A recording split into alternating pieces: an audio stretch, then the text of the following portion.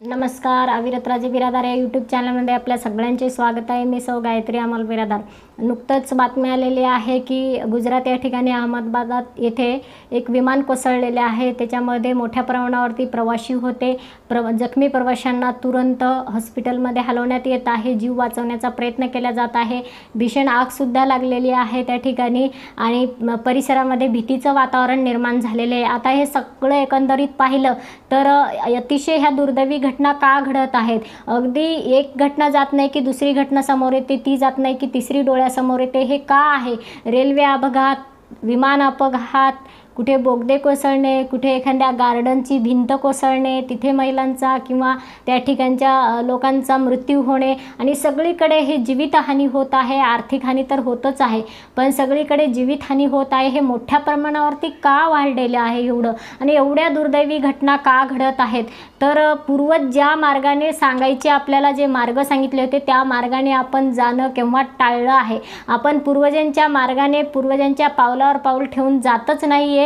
आपण पूर्वजांचे काही वचन पाळतच नाही, म्हणूनच ह्या सगळ्या दुर्दैवी घटना घडत आहेत। एकीकडे अपयशी लोक राज्य शासन चालवायला येत आहेत। राज्य शासनाच्या पद्धती त्यांच्या हिंसक पद्धतीने सांभाळत आहेत आणि हे सगळं समाजामध्ये हिंसक घटना ह्या असल्या घडत आहेत। इतक्या दुर्दैवी अपघात, इतक्या दुर्दैवी घटना इतिहासामध्ये पूर्वी कधीच घडत नव्हत्या। अगदी एकामागे एक म्हणजे चांगली घटना ऐकू यायला वेळ सुद्धा राहत नाही की वाईटच घटना कानावरती पडते। अचानक रेल्वे अपघात होतो, अचानक एखाद्या गार्डनची भिंत कोसळते, अचानक एखादं विमान खाली पडतं। अगदी 700 फुटाहून विमान जर खाली कोसळलं असेल तर प्रवाशांचं काय झालं असेल त्याच्यामध्ये आणि परिसरामध्ये किती भीतीचं वातावरण असेल। म्हणजे काही वेळेस असं असतं की परिसरामध्ये कुणाचा काही दोष नसताना सुद्धा त्याचा सुद्धा जीव अचानक गमावला जातो। अशा दुर्दैवी घटना ह्या वाढलेल्या आहेत। आता जबाबदार कोणाला धरावं? कोण अपयशी राज्य शासन चालवत आहे असं म्हणावं का? कोण जबाबदार आहे याला? का प्रशासन पूर्णपणे निष्काळजी करत आहे? कारण की प्रशासन असेल किंवा संबंधित यंत्रणा असेल चालवणाऱ्या ह्या गोष्टी, त्या सगळ्यांचं कर्तव्य आहे की प्रत्येक गोष्टीची ही व्यवस्थित पडताळणी व्हायला पाहिजे, तपासणी व्हायला पाहिजे, पूछताछ व्हायला पाहिजे आणि नंतरच पुढचे कामं व्हायला पाहिजे। पण डायरेक्ट रेल्वेवर रेल्वे जाऊन आदळतात। कधी विमान खाली कोसळतं, कधी एखाद्या गार्डनची भिंत कोसळते, कधी बस दरीत कोसळतात, कधी ट्रॅव्हल्स पलट्या होतात आणि मग मागावून सांगतात की नाही चालवणारा ड्रायव्हर तो दारू पिऊन होता, कधी सांगतात की नाही तो बिमार होता, कधी सांगतात की नाही त्याला झोप लागली होती। हे काय आहे असं? म्हणजे जर बाबा दारू पिऊन एखादं ट्रॅव्हलिंग करत आहे व्यक्ती तर त्याला जबाबदार दुसरं कोणीच नाही का? त्याची तपासणी व्हायला पाहिजे नाही का?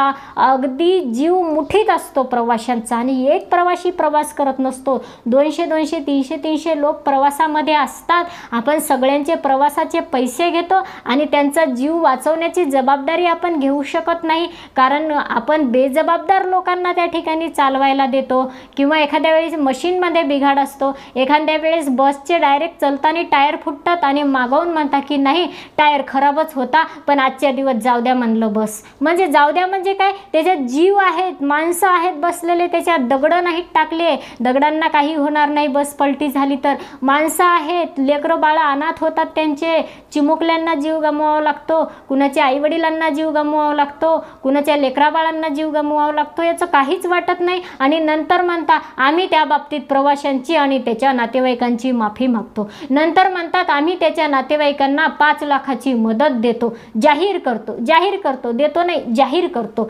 जाहीर करून टाकतात। देतात कधी काय माहिती, पण त्यापेक्षा असे जीव गेल्यानंतर नातेवाईकांना मदत जाहीर करण्यापेक्षा आधीच बस चांगल्या द्या जेणेकरून रस्त्यात टायर फुटणार नाहीत, ट्रॅव्हल्सचे ड्रायव्हर चांगले द्या म्हणजे ते दारू पिऊन रात्रीच्या टायमाला ट्रॅव्हल्स चालवणार नाहीत, किंवा ट्रॅव्हल्स चांगले आहेत की नाही याची खात्री करा।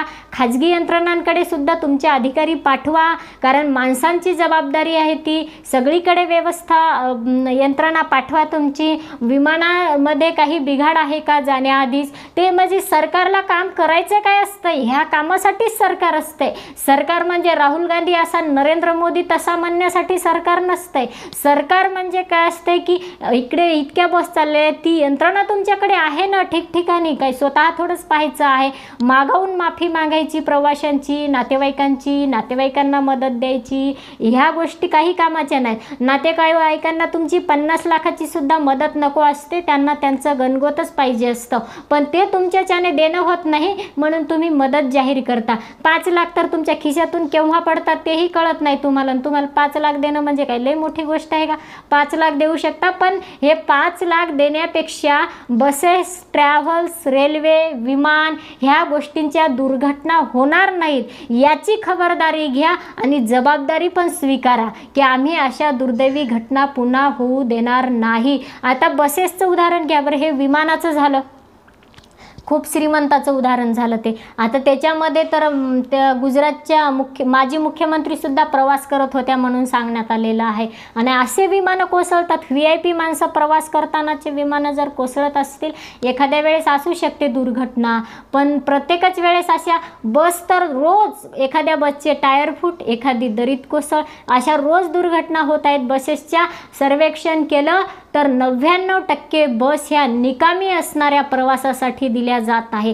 किती दिवसापासून लाल परी ह्या महामंडळाने बस तयार केल्या होत्या, पण बदलण्याची जबाबदारी नाही का? 2-3 नवीन गाड्या आणल्या प्रत्येक डेपोला, हायता त्या तशाच आहेत. किती आणल्या नवीन? पंढरीची वारी एक, शिवशाही एक गाडी आणली म्हणजे झालं का?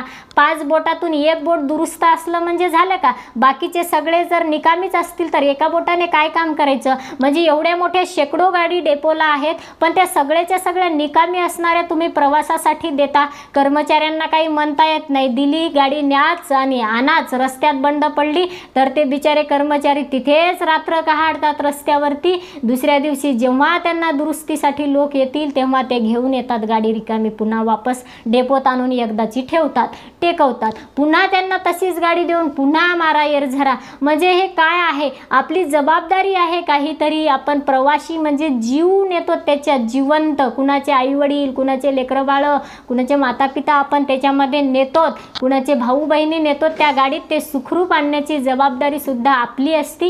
ही सेवा करायची असते आणि म्हणून सर्वप्रथम ह्या गाड्या, रेल्वे, विमानं हे सुरक्षित आहेत की नाही, व्यवस्थित आहेत की नाही, प्रवासासाठी आता हे नेलेल्या प्रवाशांना सुखरूप घरी आणून देतील की नाही याची पूर्ण चौकशी आणि तपासणी करूनच पुढे पाठवा. अन्यथा जाग्यावर असू द्या, पुढचा प्रवास थांबवा त्यांचा, कमीत कमी जीव तरी गमवायची गरज पडणार नाही आणि अशा दुर्घटना तरी होणार नाहीत. एखाद्या उद्यानाची भिंत कोसळते, गेट कोसळतं म्हणजे काय आहे ते डायरेक्ट कोसळतं का? त्याच्या आधी काहीच त्याचं कळालं नव्हतं का? कुठे तडा तर गेला असेल, कुठे पाणी तर मुरत असेल, काही संकेत कळत नाहीत का माणसाला? आपण पाहतो हे मोठमोठ्या ठिकाणच्या भिंती अगदी ह्या पडतात, आपल्याला असं दिसतं, तरीही प्रशासन किंवा संबंधित यंत्रणा तिकडे लक्ष देत नाही.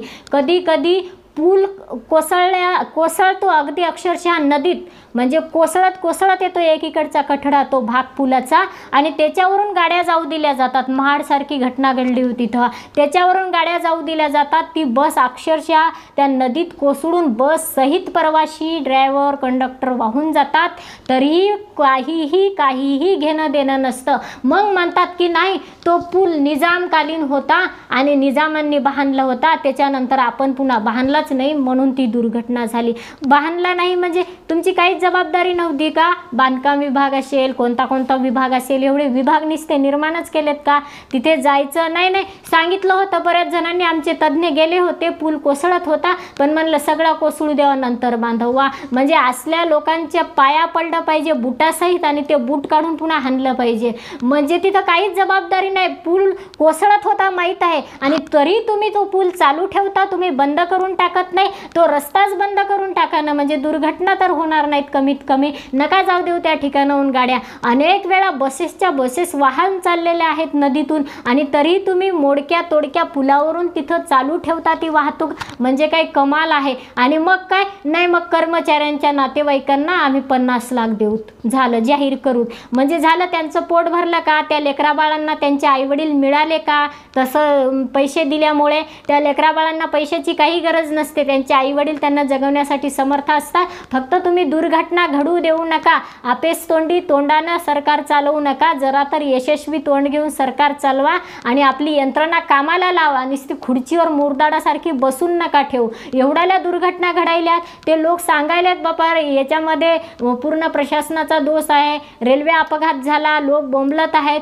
भिंत कोसळली, लोक बोंबलत आहेत, तरी तुम्ही सांगायला तयार नाही, तरी तुम्ही बोलायला तयार नाही. यंत्रणेला 2-2, 3-3 लाख मुरदाडासारखे नुसते महिन्याला पैसेच्या पैसे बंडलं फेकायचे आणि खुर्चीवरच बसून ठेवायचं त्यांना आणि मग एक्झरसाइज करायला लावायची, वजन वाढलं म्हणून. त्याच्यापेक्षा काम करायला लावा ना, म्हणजे तिकडं वजन वाढणार नाहीत त्यांचे, गेंड्यासारखे डुकरासारखे फुगणार नाहीत ते. त्यांना कामाला लावा, यंत्रणेला पाठवा.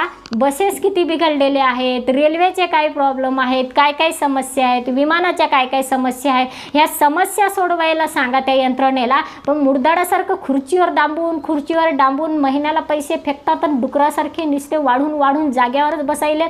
हे यंत्रणेला कामाला लावा, पळवा. एक दिवस त्यांना जागेवर बसू देऊ नका, सारखं पळवत राहा त्यांना. आणि मग हे कसे मग दुरुस्त नसलेल्या पुलावून कशा गाड्या जातात, विमानाच्या दुर्घटना कशा घडतात, एकही दुर्घटना घडणार नाही. नंतर यंत्रणा कामाला लागली ना, प्रामाणिकपणे कामाला लावा, इमानदारीने कामाला लावा त्यांना, म्हणजे एकही खराब दुर्घटना या ठिकाणी घडणार नाही.